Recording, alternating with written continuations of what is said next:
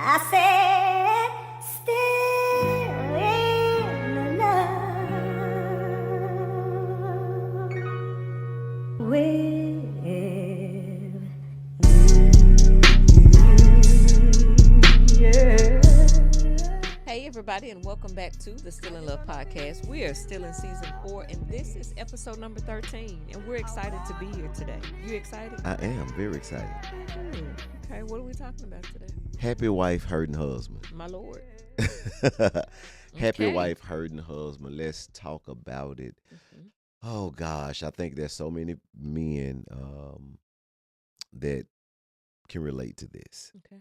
because there's so many brothers that are saying that, hey, listen, and we just want to let you know that we want to talk to you today. I think it's really going to be liberating. Mhm. I think it's gonna some healing is gonna take place and some clarity, some understanding. This is our prayer that God will open up the eyes of every husband. He open up the eyes of every wife to really hear because this is dear to our heart. Just as we speak to kingdom couples. So I don't think we've said this in a while that our content that we give is for kingdom married couples, meaning it's for couples that are married, male and female, that love the Lord, Mhm. that are saved, Christians, believers. And so it's not for, I think people that are not believers, they may be able to get some great information from it, but some of the things that we say is gonna make them cringe because they're not living under the same kingdom that we're talking about. Mhm. But this is for those that's living under the kingdom of God, kingdom men, kingdom women that has a kingdom marriage, a biblical marriage. Mhm. And so I just wanted to say that before we go further. Um, I've seen so much with, you know, in marriage, men that really love the Lord feel um not valued in their marriage. Okay. They feel that, hey, I do so much. I I love God. Mhm. I love my wife. Mhm. I love my children. Mhm. I'm a provider for my family. Mhm. I'm a protector to my family. Mhm. I'm the priest of my home. Mhm. I lead our family into worship. I pray for my family. Mhm. Yet and still I feel unappreciated. Okay. I feel as if what I do goes unnoticed. It Mhm. goes unseen.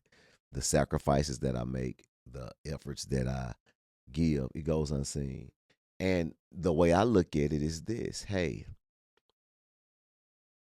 what I do for this family is my reasonable service. Mhm. This I'm doing what I supposed to.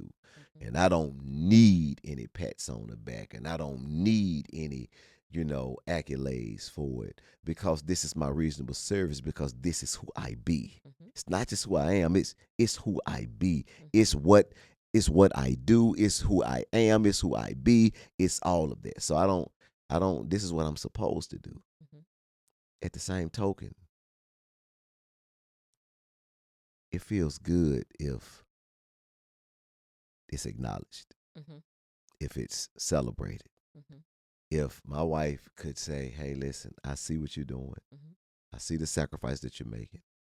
I thank God for you. Mhm. I appreciate you. Mhm. Man, what you're doing is just, off the chain. You love me. You love God. You love me. You love our kids.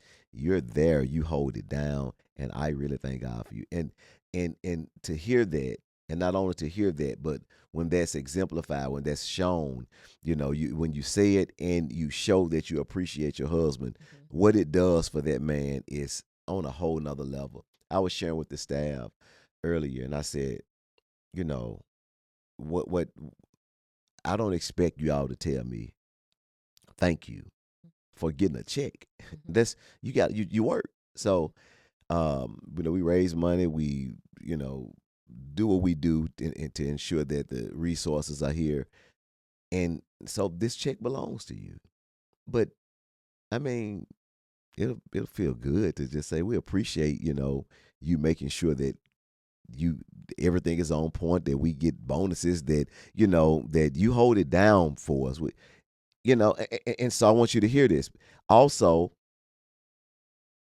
they don't need me telling them that, hey, I appreciate what you do. I appreciate your hard work, because hey, you know, they work for their money. So they don't need that. They don't need me to tell them you're doing a great job. But it sure feels good if I can find them doing something good and saying, hey, listen, even though you get paid for this, I appreciate you going the extra mile. I appreciate you serving the kids how you serve. I appreciate you being efficient in what you do. And I think that's the same thing in marriage. Even though it's my reasonable service to make sure that funds are available for our staff, it's their reasonable service to do the job. When you show appreciation and you not only say it, but you show it, man, people are sore. And I think oftentimes kingdom men of God feel that, I really have died to myself. I don't live how I used to live. I've been out there. I've done a whole lot. And so now God has chosen me to save me. And I love him and I love my wife. And I'm not out here. I'm not playing any games. I'm not watching pornography. I'm not doing any of these things that's inappropriate. And so sometimes it's good to just be acknowledged and to be appreciated. And so that's one thing, Tori. And I think the men of God feel that there's a lack there. There's a lack. We don't get it. We don't get it. And you can even say this, hey, look, why am I going to reward you or celebrate you for doing what you're supposed to do? It's just because, hey, it'll make that man sore. If you think he was doing this job, celebrate him, make him feel appreciated, and watch what he does. And so that's one. But I want to go here. We're talking about happy wife, hurting husband. There's a lot of kingdom brothers who feel that they spend their time investing in their wives, making sure that they're okay, making sure that they're appeased. At the same time, they're suffering in the marriage. I spend a lot of time, focused on making sure you good, making sure the kids are good, and and I don't, while my needs are not being met. And so the brothers feeling, just had conversations with brothers, and it's like, man, listen, if I don't do exactly what you think that I should do, if I don't say exactly what you think that I should say, then the temptation for you, or the reason I try and appease you, because if I don't appease you, I don't get any sex. If I don't appease you, I don't get any conversation. If I don't appease you, I don't get any intimacy at all. And so I would appease you at the expense of my feelings, because I want to make sure that intimacy is present in our marriage. And that is one of the most frustrating things and plights that men have to deal with, that kingdom men deal with, because we say that, hey, listen, I'm going all out. I'm going out of my way. I'm making sure everything is on point. And I have to make sure that I appease you, even when there's something that I know that I probably shouldn't be appeasing you. But if I don't appease you, if I don't make sure everything is okay, then the environment is not created for us to be intimate, and there's an attitude, and now we're not talking, and I just want peace. So some got to happen. And I just wanted to open up, and just to, we counsel a lot of couples, and we've seen that, brothers that feel that, hey, if I don't say the right thing, if I address this situation with her, if I, want to have a conversation and address my frustrations with her, then she's going to get upset. She's going to shut down. We're not going to be talking. And if she's upset, if she shuts down, if we're not talking, then guess what? Because when she shut down mentally, her legs shut down. My Lord. And so now we got bigger issues. So I appease her. I make peace. Even when I know that I'm right, even when I know that I'm not wrong, even when she's wrong, I make peace to ensure that the weekend is what it needs to be, or intimacy is what it needs to be. And over time, man, it begins to become old. and it hurts, and it's this whole notion of happy wife, happy life Right. is a joke, Mm-hmm. because it's not about happy wife, happy life. I like to say happy spouse, happy house. Mm-hmm. If both spouses are happy, then the house is happy. Mm-hmm. But sometimes as men, we feel that, hey, listen, let me make sure that she's happy, because if she's happy, then we happy. We gonna be all right. Mm-hmm. And this thing has to stop. What are your thoughts, baby? I agree with happy spouse, happy house. Um, I don't. I feel like there's so much to be explored Mm-hmm. here. Um, and it's really hard within these time, constraints to kind of narrow it down to just, oh well, if let's go back to when you first started talking just about how men are um not happy. They feel like they're in a constant state of constantly appeasing their wives in Mm-hmm. order to maintain some level of peace in their home. So I'm not going to address certain things with her because I want to keep the peace. I want to keep the peace and I want some. So in order for me to keep the house peaceful and to keep the sex somewhat flowy, Mm-hmm. then I have to let things slide, or I don't address. And I think that's a real problem. But I don't think it lies with I, honestly, I feel like there are a few places where the issue lies. One is, let's ask ourselves, what is it about? Could it be that there is a thought pattern that is contributing to that type of culture in our homes? Mm-hmm. Maybe for some brothers, they really are of the mindset that if my wife is happy, then our home will be happy. So let me have behavior that reflects that.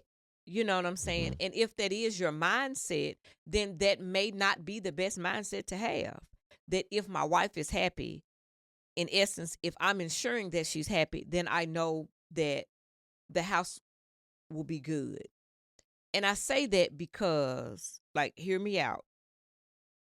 If the goal is her being happy, not necessarily whole, not me helping maybe in some areas where there may be some brokenness or whatever present, if the goal is happy, then it's kind of like you're playing this cat and mouse, like you're always in the pursuit of making her happy. Now, I'm not saying that husbands should not seek to make their wives happy.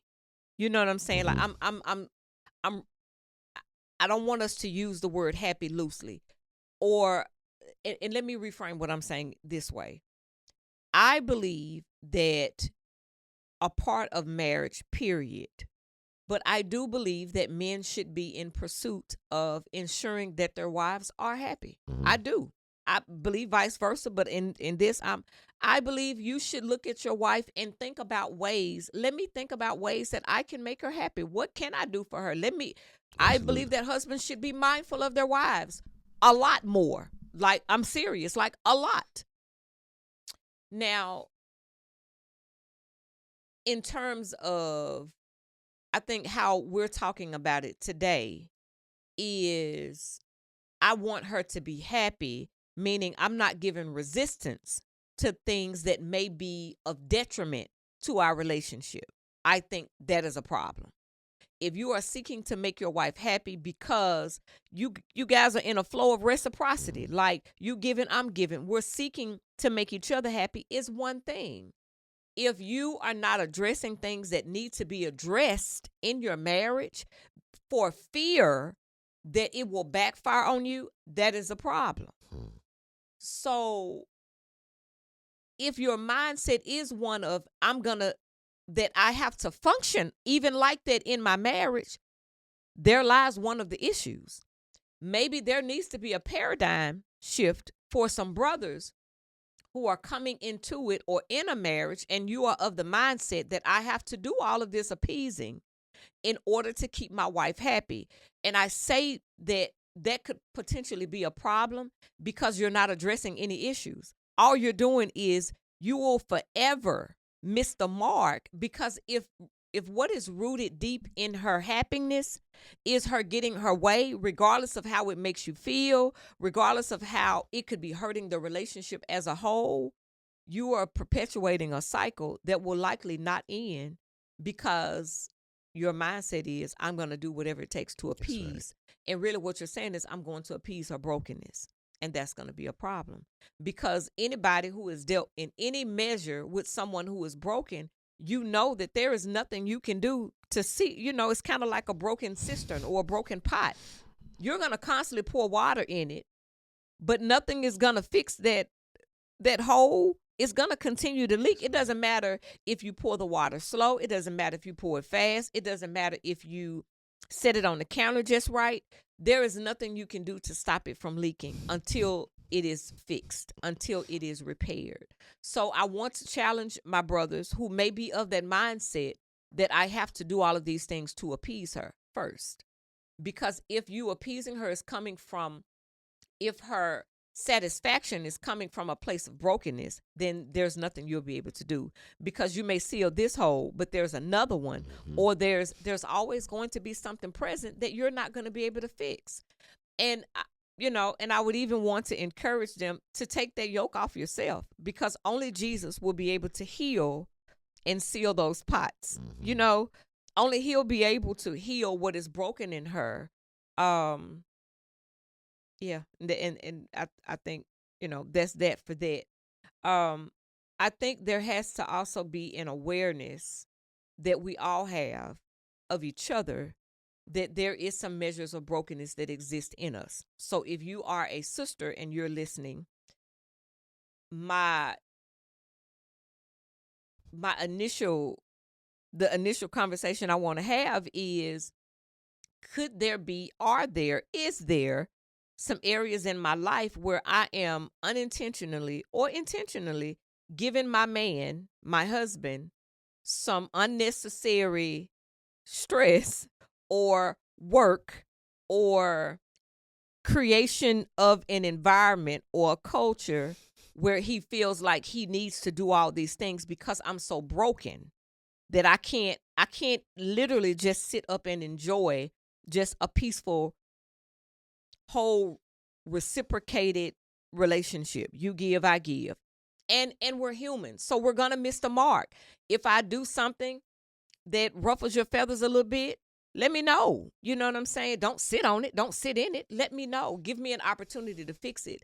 But I think that's working in wholeness. So I don't know. I feel like I'm veering off a little bit from, I just think it's being aware that we are very likely to come to the table with some measures of brokenness. But we have to ask ourselves, particularly women, because this is about happy wife, hurting husband.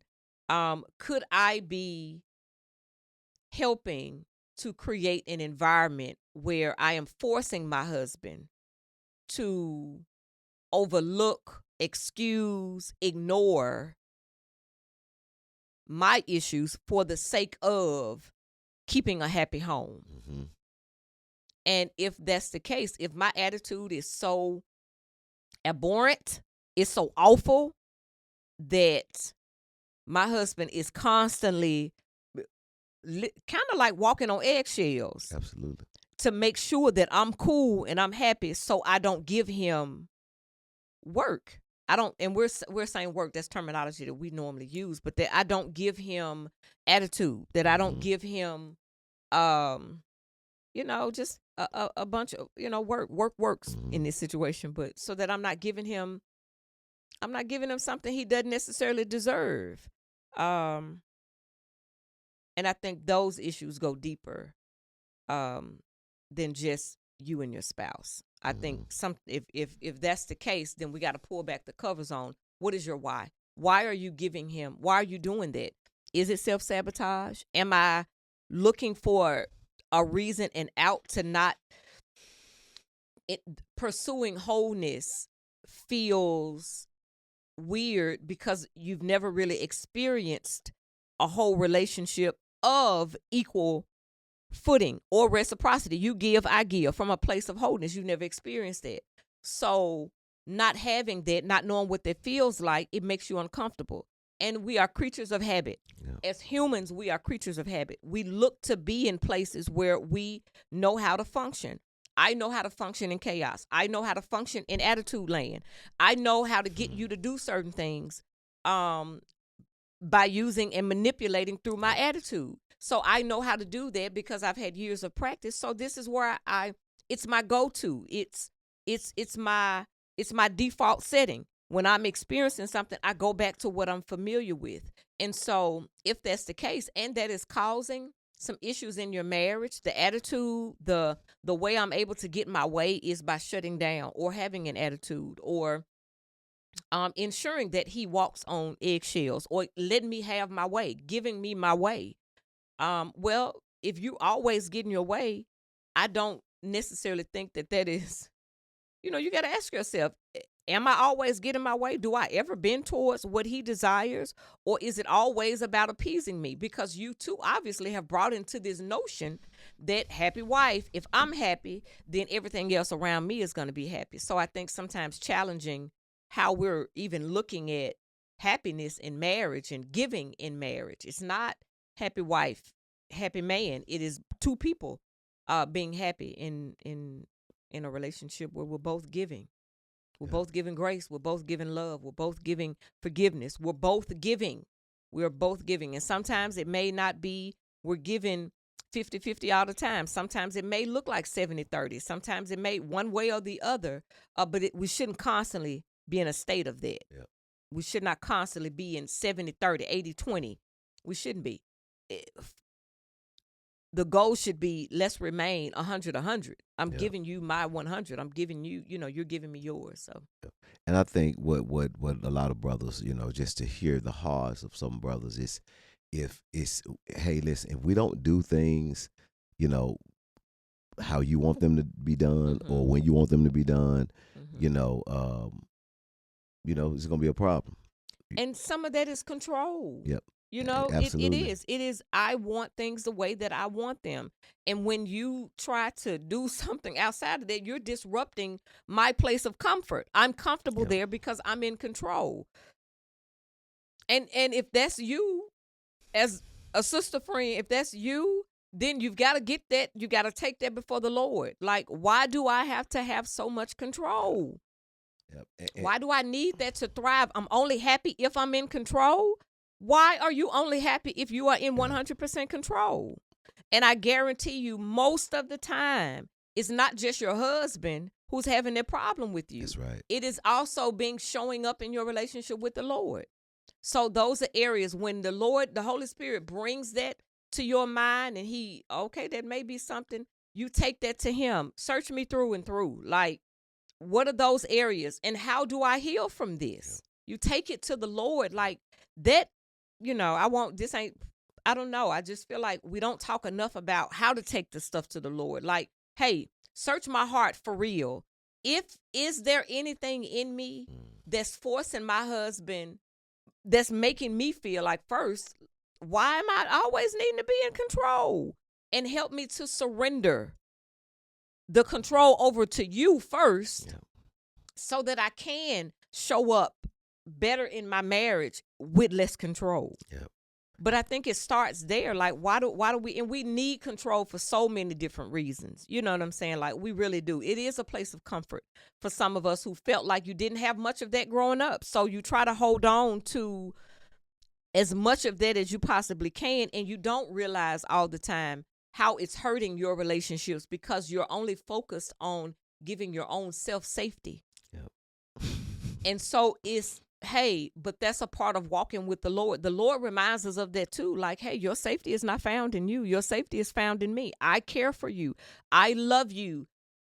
I got you. And that's how it sounds on the inside of our brains and our stomachs and our hearts. Don't not have me. Don't drop me. Make sure everything And so things have to be near perfect Yep. in order for us to feel safe. Everything has to be perfect in order for us to feel safe.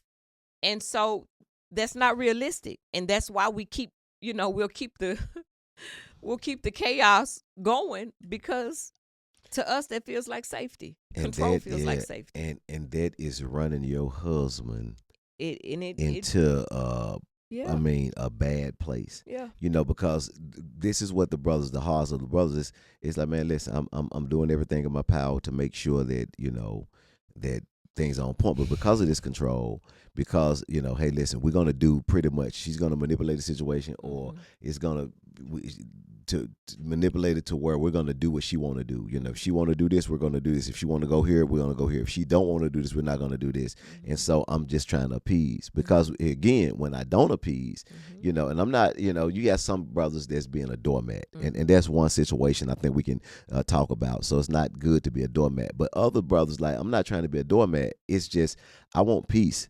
And for the sake of peace, I'm willing to allow her to win. But you create a lose-win situation, and lose-win situation is not good, and that's what's happening. So, ladies, I want you to hear this. What's happening in your marriage is there's a lose-win situation where your husband feel like he's losing and you're winning. He's losing because, hey, for the sake of peace, I won't say anything about something, or I will say something about it. But when I say something about it, you don't even own the fact that I feel how I feel. You discredit how I feel. So I can say, hey, listen, I feel when you talk like this, that's disrespectful. And you say, no, I'm not disrespecting you. That's, I don't know why you see it like that. No, that's not. Only thing I said was this. So now you're not even owning his feelings.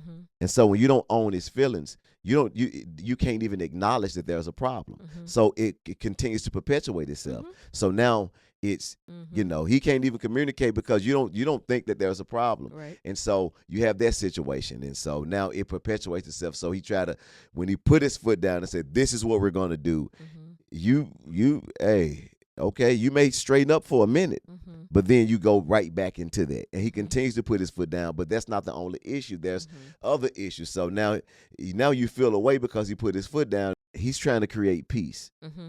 And not being a doormat, but just I'm trying to create peace. So I don't want to fight. I don't want to argue. I just want to come home. Yeah. I want to come home, and I want things to be okay. And I want, when I say, hey, let's do this, we able to do this, or let's not do this, we're not able to do this. And I don't want to, any you always got something to say back, and I don't like that. And if I address you, if I say something about how I feel, you feel away because I feel away.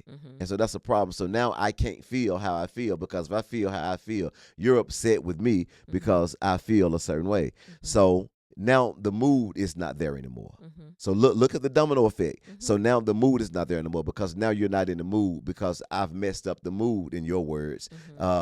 And you don't want to be intimate. So I know that it's not safe, because now you've taught me, because now we're not intimate. And I want to be intimate tonight because I had a long day, and I was thinking about you all day, and I sent you text messages throughout the day, and I brought you a card home. I did those things that I was supposed to do, and I just thought about you, and I complimented you, and I came through the door. But there was something that I communicated with you about how I feel, which I felt that it wasn't threatening. It was just, hey, listen, and you had a problem with how I felt, and you didn't address how I felt, and now you're upset with me because I felt how I felt, and I addressed how I felt, and now the mood is not there. So now we're not intimate. So what in essence, what you've taught me is to not feel. Correct. Or to not communicate how I feel. Right. So now look at what's happening, because if I communicate with how I feel, it's going to end up in us not being intimate tonight.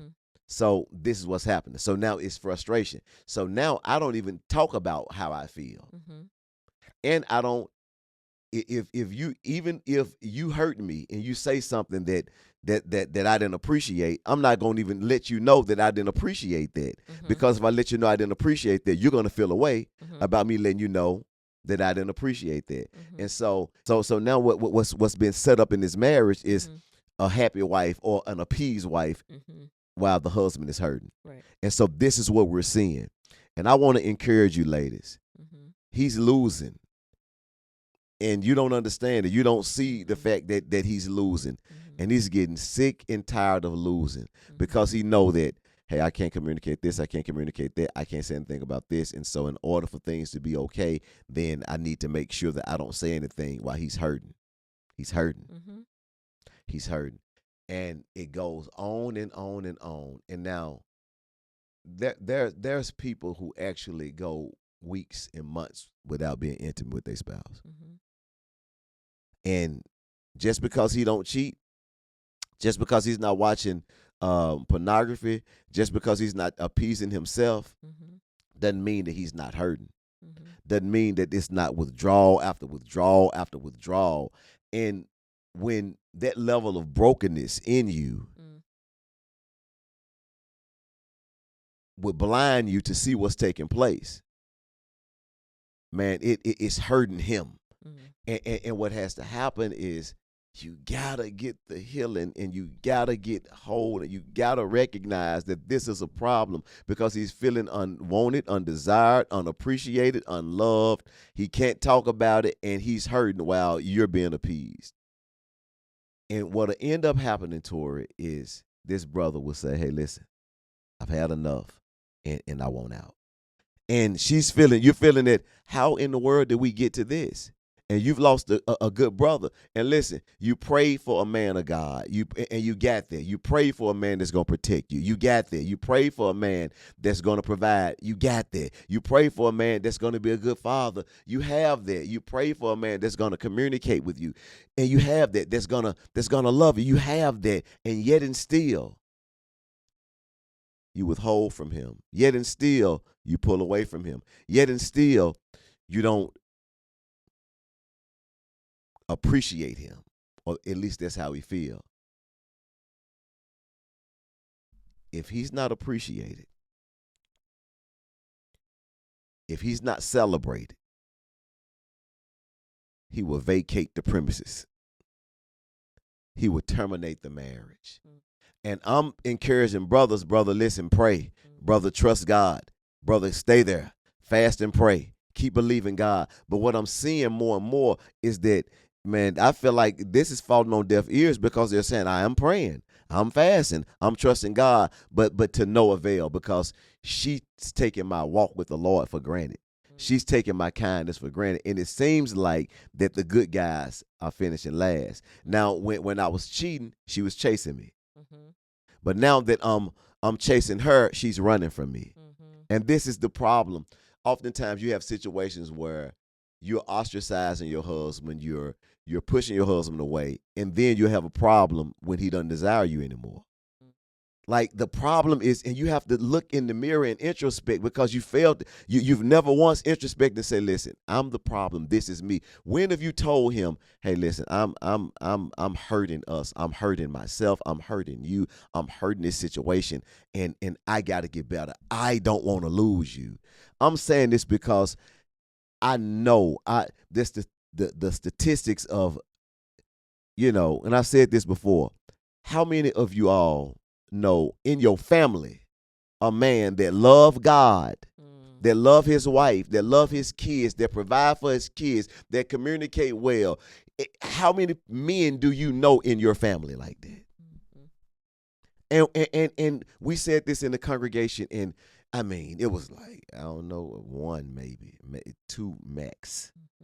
I don't know if anybody said they knew more than two men in their extended family who check those boxes.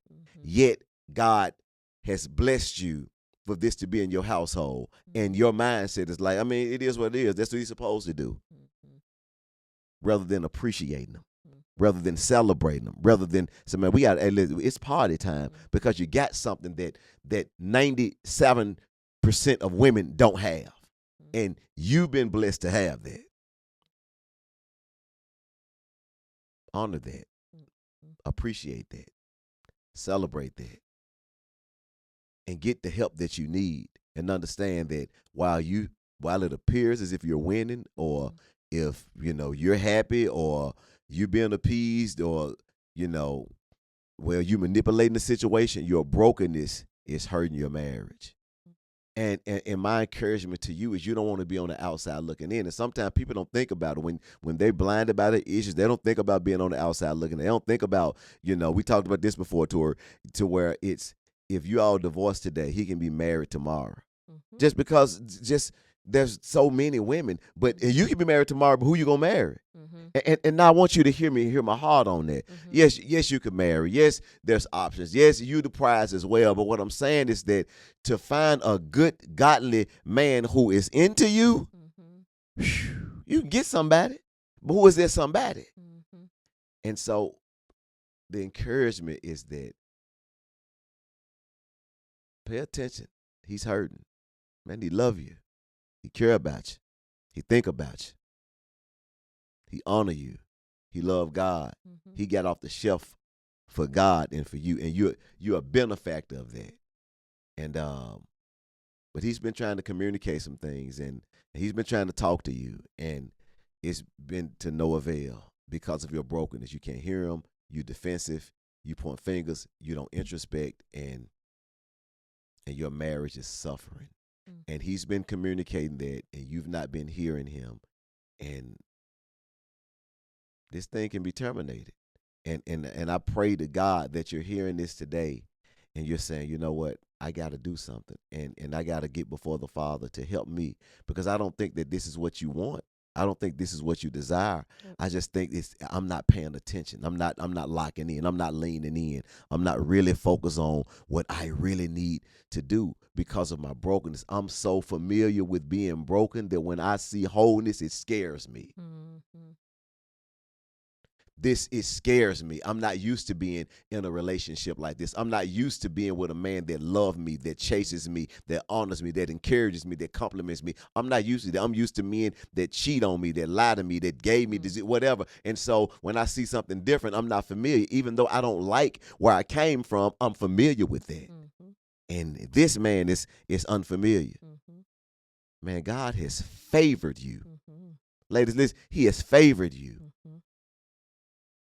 Don't take that lightly. Amen. Get what you need. Get the help that you need. Mm-hmm. Surrender yourself to God. Go to therapy. Get what you need. Own it. Be vulnerable. Listen, little Chris that you was with, you couldn't be vulnerable with him. He's going to hurt you and he's going to dog you. The more vulnerable you are, the more he's going to dog you. Mm-hmm. But this man that you got, Mm-hmm. when you open up and you're vulnerable to him, Mm-hmm. the more he's going to give you what you need. Mm-hmm. God has placed in him what you need. Amen. But there's an enemy that speaks to you that subconsciously tell you that he's the enemy, and he's not your enemy. He's who God has placed in your life to help steer you, guide you, and lead you to where, God will have you to be. You got to trust that.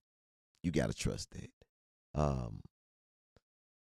So let's make sure that we're not spending so much time being selfish and not paying attention and being blinded by our pain and blinded by our dysfunction, blinded by our brokenness, that we lose out on the promised land, the things that God has placed in your life. And I'm saying this with passion because my heart goes out to so many brothers that really love God and that feel that, man, this is not being reciprocated. And I got off the shelf for this woman. I heard a guy say this the other day. He said, I don't know if I mentioned this earlier, but he said, man, it's not that I want anybody else. Mm-hmm. He said, I don't want another woman. I don't want anybody else. I just want all of her. Mm-hmm. I just want all of my wife. Mm-hmm. And that's what he's saying. Because of your brokenness, you can't give them all of you. Mm-hmm. You can't give them but portions of you. Mm-hmm. And you give them parts of you. You give them you in increments. Mm-hmm. And he want all of you. Mm-hmm. He's saying, I no other woman in this world that I want you, but the problem is I don't get all of you. You can trust him with all of you. For those who have kingdom men. Some guys you can't trust him with all of you. Like, now you better not trust him with all of you, because he gonna hurt you. He gonna do what he do. But when you got a brother that's not like that, give him all of you. You watch what happens. You hold him back, and the Bible says, "He who loves his life is gonna lose his life, but he who loses his life for Christ's sake gonna find his life." So when you hold back, and you love yourself and you love your issues and you protect, and you're gonna lose what you got. Mm-hmm.